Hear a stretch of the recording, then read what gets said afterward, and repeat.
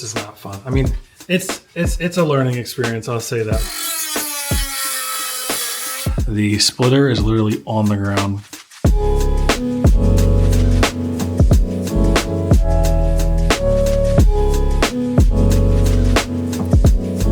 Hey, new beginnings on the cusp. Not too old to adjust. Old dog, new tricks. Remember, what's going on, guys? Welcome back to another vlog. So I told you guys, I think like 2 videos ago, that we had like 3 or 4 parts that we had to install for the car, and today we're going to be doing the diffuser. I still want to do the spoiler that we have, the new swan neck spoiler, but I had to wait until I got a new trunk, which I finally got that about a week or 2 weeks ago. So we'll probably have the new spoiler installed in like, I want to say 2 weeks or so. I got to find a body shop to add some bracing on the underside of the trunk, because the problem with the trunk now and the wing setup is that I didn't properly brace it. So it's dented here, which it looks terrible. I mean, you can't really notice it from that far away, but once you get up close, it looks terrible. Like, you can actually see inside the trunk here. So we definitely needed a new trunk for the new wing, and it's even bad over here too. I mean, I'm not going to be doing that for like another 2 weeks now or so. What we're going to do now, though, is put this down and help these guys out with detaching Alright, so for those who don't know, what we have to do is detach this OEM air ducting from the OEM diffuser. This is actually 2 separate pieces, so these ducts here have to get separated from this OEM diffuser, which seems easy, but there's a lot of what are these things called that you take it out? Rivets. There's a lot of little rivets that we got to take out. A lot of rivets,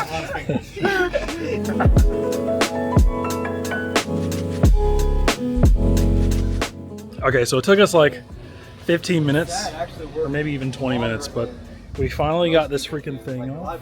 So like I was explaining a second ago, this is the OEM diffuser, and what we had to take off was this ducting here. So this obviously feeds air from underneath the car out the back of the car. So we're going to be attaching this old air ducting system, which looks terrible because it's so freaking dirty, to the new diffuser. So let me grab the new diffuser so that you guys can see. Alright, so old duct, new diffuser, and what we have to do is somehow, well, I'm not going to say somehow because we know what to do, but we have to attach these ducts to this diffuser, because underneath the car there's pretty much like an air channel. Probably can't see, but there's like an air channel that comes from underneath the center of the car, and then those ducts feed out through these grates here. So we've got some mounting hardware here. Should be enough pieces in there for this to get attached to it, and then pretty much everything else is just brackets to hold this to the bottom of the car. So we have these long brackets here, some shorter brackets for the sides, which will get mounted up just like this. That's pretty good. And then we have these brackets that will go in the front of the diffuser and mount up in these little holes right here. So only thing we don't have is the actual paper template that comes with this. I went on the website and you have to actually buy the template separately from the actual diffuser, which I'm not going to say anything about that, but the diffuser is already $600, and then you have to pay an extra $40 for the template. So how hard is it to read some numbers on a freaking tape measure, right? Let's put this back down and see what we can do.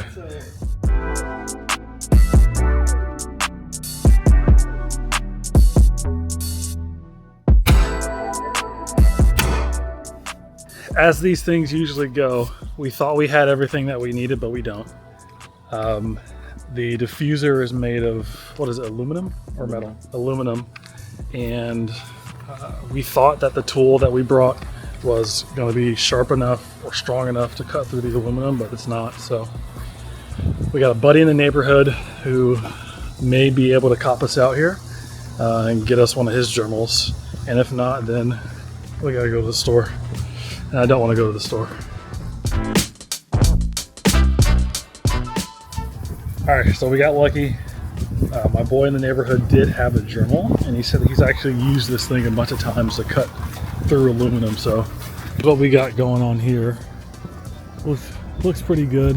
Way better than the saw, definitely. Yeah, but I don't know any of this stuff.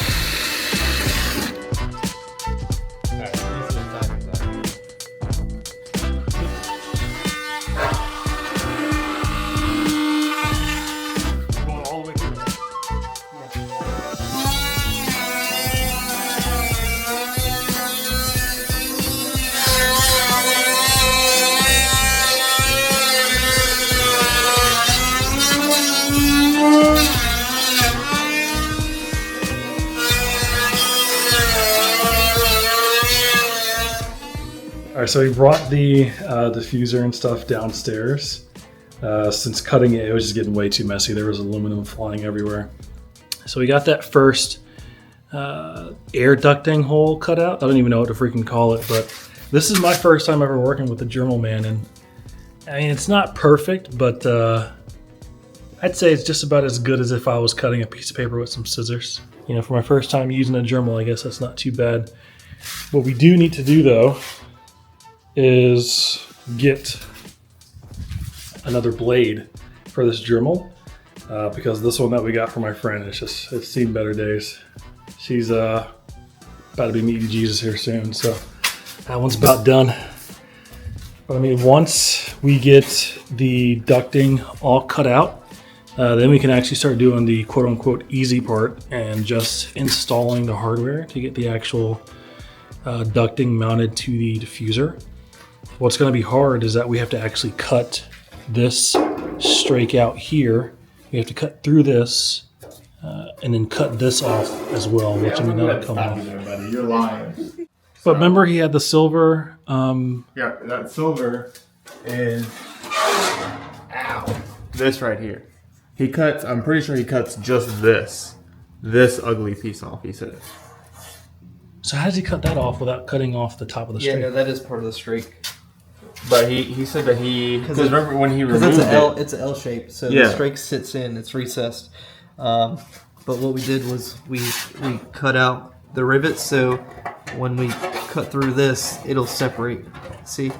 Yeah. See, it separates. So, and then I think in the video, what you're thinking of, in the video, I'm pretty sure he cut the recess. I didn't even see him do it.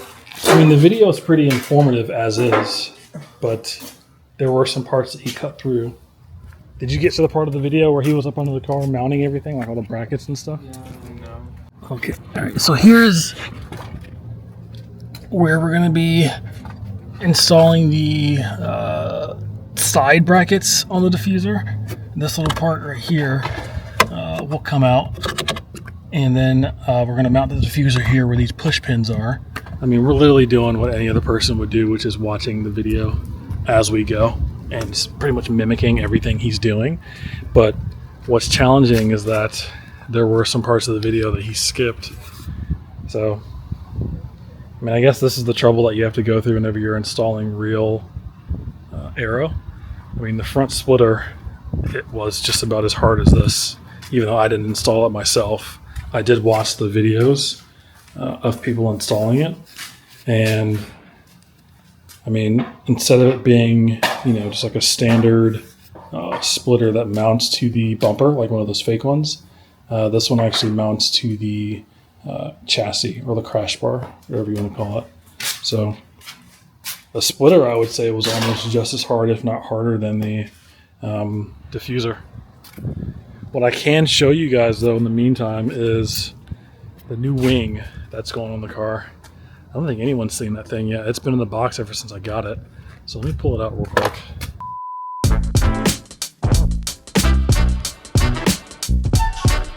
Alright, so we got the wing out, and like I said, this is the first time anyone's seen this. When I first got it, I took it out of the box and I pretty much assembled it as much as I could. These are the uprights, and the quality on this is amazing. So it is a swan neck. It'll sit up just like this, and you can see the mount is on top of the wing, whereas the traditional style wing, the mount is on the bottom. My only gripe so far with this wing is the fact that the carbon that came with this wing is forged, whereas the carbon on the front splitter is dry carbon. So it's two different weaves. I've never really been that specific, I guess, about stuff matching on my car, like both interior and exterior. But even on the interior, we have gloss carbon. The plan is to either leave this as is or wrap this in a matching dry carbon, which I got a resounding batch of no's whenever I brought that idea up to the boys. So we're probably not going to do that, but I don't know. Maybe it'll bother me, maybe it won't. It'll sit like this, so you can see the name of the company like on the bottom side of the wing, which I think is pretty cool. Oh, by the way, so this is the APR Performance GTC-250 wing. This one's 72 inches. These end plates, though, are from this company here, Archetype Racing. Both of these are the exact same carbon, but the person I bought them from painted these to match the livery that they had on their car. Another thing I have to do is, get these rewrapped or painted. So, I mean, that's just another step. And I could either leave this one gloss black and then paint this one the same as this one, or I can paint this one the same as this one, but this one's kind of janky, so we'll see.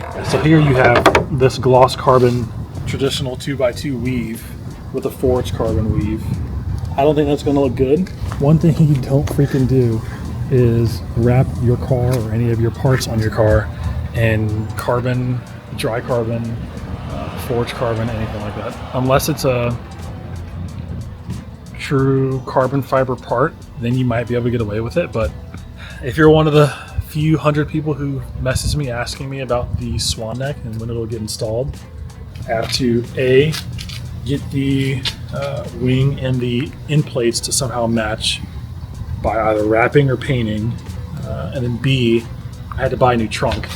The trunk is destroyed, man. Like it's not useful anymore. Reuse this bad trunk for the new wing, or do we take the new trunk that we have in the garage and use that trunk for the new wing? I'm thinking about just keeping the new trunk that we got as is, so that once we return the car to stock, I can just throw the OEM wing back on there, the OEM ducktail. I mean, you guys let me know what you think. I really don't know what we should do.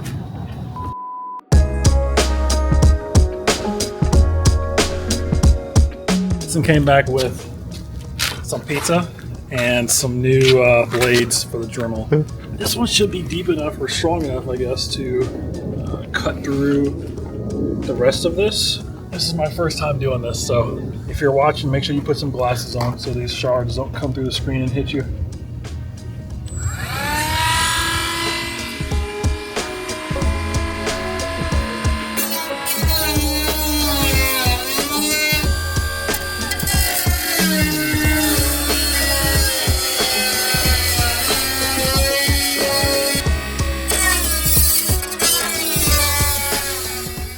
I definitely spoke too soon in saying that this process is going good, because as soon as I cut off the camera, the Dremel died.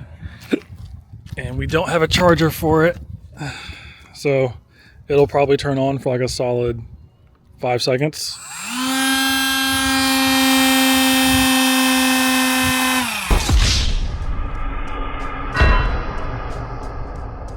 This is literally like the most tedious part too, because once we get everything mounted up, then we can just install it to the car and then we'll be good.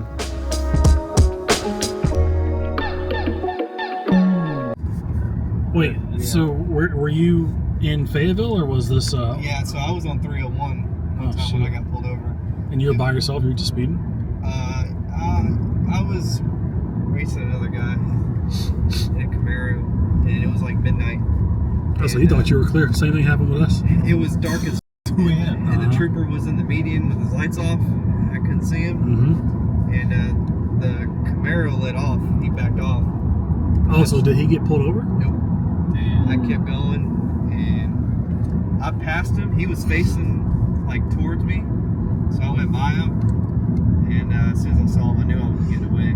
Were you full throttle whenever as you were passing him, or? I was, but I wasn't in the Mustang. It was. Don't tell me you were in that freaking the G35 or No.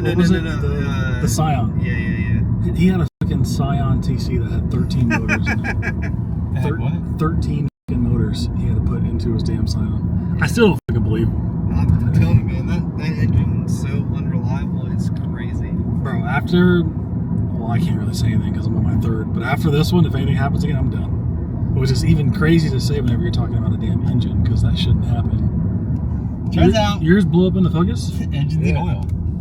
Yours didn't blow up. You ran into a ditch. Same thing. No, I did blow my engine. It, Before you ran into this? Yeah, before or after you did. Yeah, no, cylinder one melted. How does that happen? Yeah, holy fuck. Because I had Was it lean? it was running super rich. Oh, super rich. Yeah, and it turned into a 3-cylinder.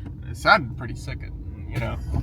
Like it was just dumping a bunch of fuel, so it was like backfiring. Aren't RX-7s or RX-5s 3-cylinder rotary engines? Or is that? Well, they're not cylinders. Yeah, there's no cylinders in the rotary engine. RX. Oh, yeah. Chat, clip that. Jack, what's that? What a fucking idiot. Alright, so we came to Lowe's to look for a new Dremel, and we made sure to look online for this location to see if they had the Dremel that we needed. We wanted a corded Dremel so that we didn't have to worry about it dying again like the first one.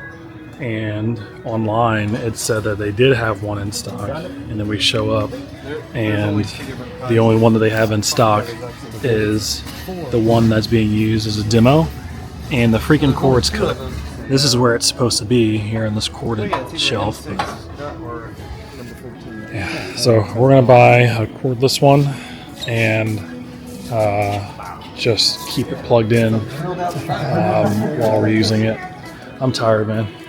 We started this 4 hours ago, and this isn't supposed to take this long, but as always, it's never as easy as it may seem. Every time I freaking come to this Lowe's, I always get caught up here at this rack looking at these cars. Last time I was here, I bought like 5 cars, but all right, let me not get distracted. That's not why we're here. Something's telling me that this still isn't gonna work. Okay, it is now, I think, 4:30, 5.5 hours into this process. We decided to go to Lowe's and buy another Dremel, too weak to cut through the aluminum on the diffuser without turning off. We are now picking up our third Dremel. I'm hanging back to get some work done and stuff on my computer, but we're going to try this third Dremel, and then we can finally make this other hole in the diffuser. Gosh, this is so janky, man. This is so freaking bad. But yeah, hopefully with the other Dremel we'll be able to make like a neater cut. At this point, I'm down to just use whatever so that we can finally get this thing installed. It shouldn't be taking this long, but that's what all freaking part installs are like. It is now 6 o'clock, and we got the holes figured out finally for the ducting. And then we went ahead and started reattaching the air ducts. So we got them hand tightened. We're going to go back over and fully tighten them, and then we'll be able to move to the car finally. Hopefully we have no more problems after this. I really should probably stop saying that though, because every time I do say that, something happens, but fingers crossed.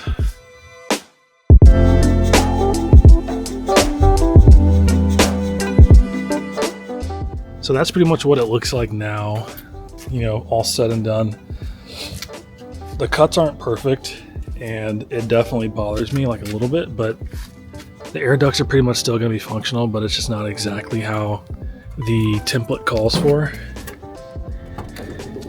But I mean, once this thing's all said and done, together it looks sick. Having this thing under the car, it feels like it's going to be a fucking race car or something. But all right, so this is pretty much how it's going to sit. You know, nothing in comparison to how it'll actually look once it's mounted. But these air ducts here, which were on the car before, once this is mounted again, the air that's being fed out of these ducts will be fed through these grates here on both sides. And then these strakes will pretty much be the only thing visible from the diffuser. I think it might be a little bit visible from the sides as well, but we'll see once it gets mounted up. Once we got this put together, Maverick and I got up under the car and installed the brackets. But that's probably like the second hardest part of this whole process, because the bolts that were on there from factory, I mean, those haven't been touched since the car was bought. So 6 years and damn near 90,000 miles, those bolts have been on there.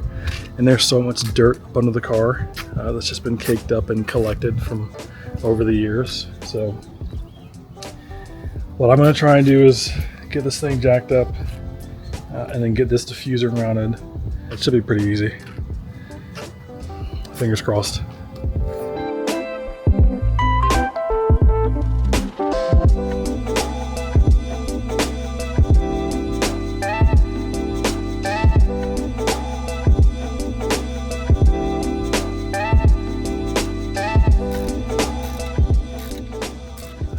We got like 7 out of the 12 bolts installed on the diffuser. There's just no way I'm going to be able to reach the other mounts by myself, so I made sure to tighten everything as best as I can for now until we are able to get it up on a lift and get the rest of the bolts secured. It's not going to be too crazy, which I knew that from the beginning, but it is going to add some flavor to the back. One thing I'm thinking about doing, depending on how it turns out, is adding like some little gray or like aluminum strips of tape on the ends of the strakes, just to kind of make them pop out a little bit more. Plus, that will match the accents on the wheels and the badging and all that stuff like that. So, but we'll see. Let's go ahead and get this thing down so that we can see what it looks like.